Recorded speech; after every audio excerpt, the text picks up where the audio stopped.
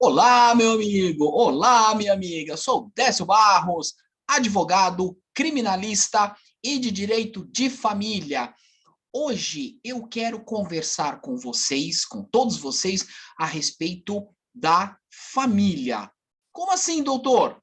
Muito bem, explico. Vamos voltar no tempo, lá nos anos 80, nos anos 70, década de 70, década de 80, certo? Muito bem.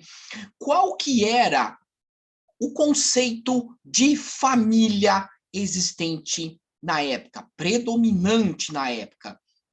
A figura do pai, a figura da mãe e os filhos. O pai, um homem austero, um homem sempre firme, né? Não podia chorar, não tinha tempo para se emocionar, era um homem austero. A mãe ficava cuidando de casa e os filhos, os cuidados, os assistidos, certo? Muito bem. E aí começou a aparecer um fenômeno que hoje é muito comum, a união estável. É. Ou seja, as pessoas começaram a se juntar sem o casamento. Elas diziam assim: vamos juntar os trapos. E na época isso era um horror, isso era uma coisa inaceitável, né? Hoje não, hoje é normal, certo? Após decisão do STF, certo? Após decisão do STF, a união estável passou a ter o status de casamento, certo? Muito bem. O que eu quero dizer com isso? Vejam. O direito de família é um ramo extremamente dinâmico, deve ser. Por quê? Porque a sociedade muda, a sociedade evolui, certo? Conceitos que lá no século XX, no final do século XX, eram errados, absurdos, um paradigma que não foram superados, hoje são. Hoje são. Né? Entidades que não eram consideradas entidades familiares, hoje são. Hoje são.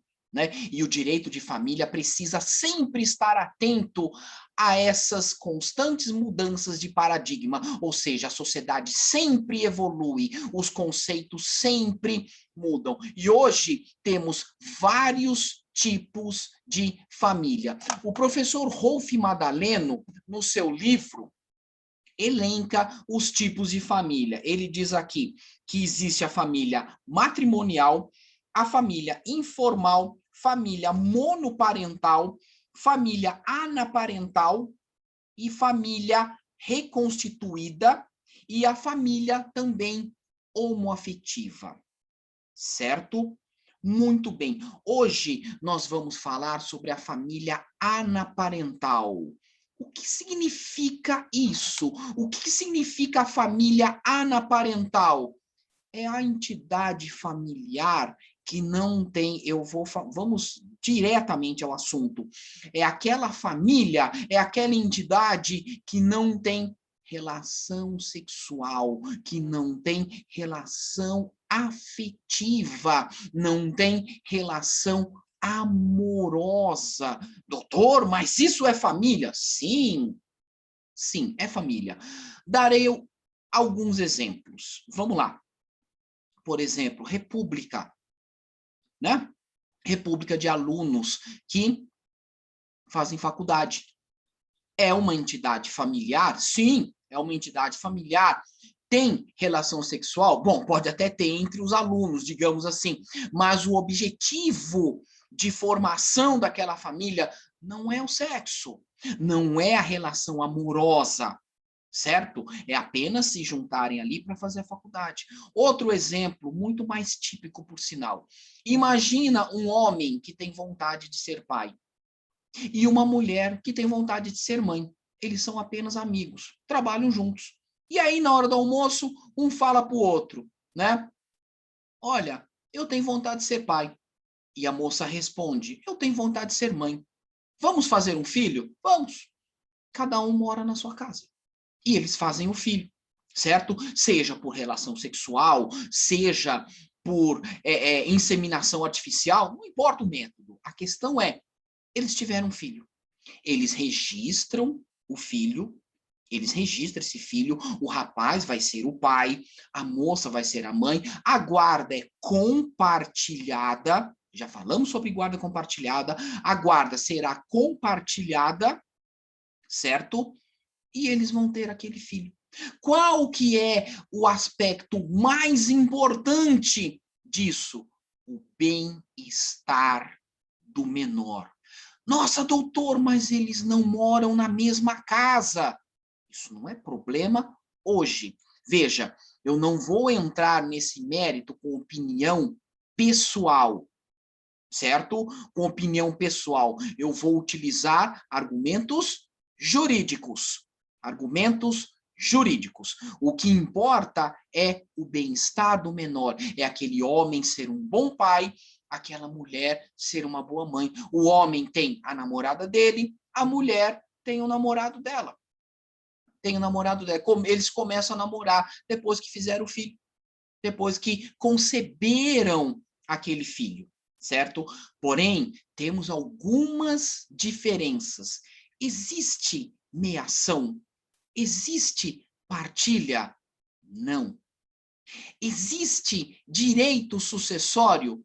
Não. O professor Rolf Madaleno, ele fala assim: evidentemente, pode alcançar os efeitos de uma sociedade de fato, se demonstrada a aquisição patrimonial pelo efetivo esforço comum, mas na atualidade não existe qualquer possibilidade legal de presumir esse esforço comum, tão somente pela ostensiva e duradoura convivência, como por igual não existe qualquer previsão de direito alimentar, embora o Código Civil reconheça essa obrigação entre os parentes e irmãos, né? Não seria o caso aqui.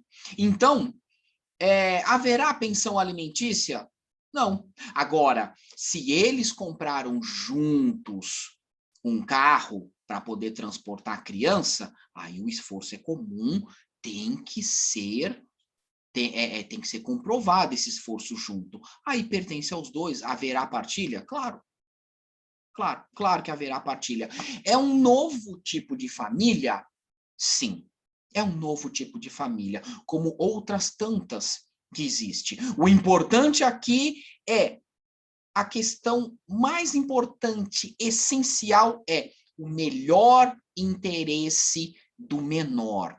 A criança concebida nesse tipo de família precisa encontrar pais amorosos, pais carinhosos, pais cuidadosos.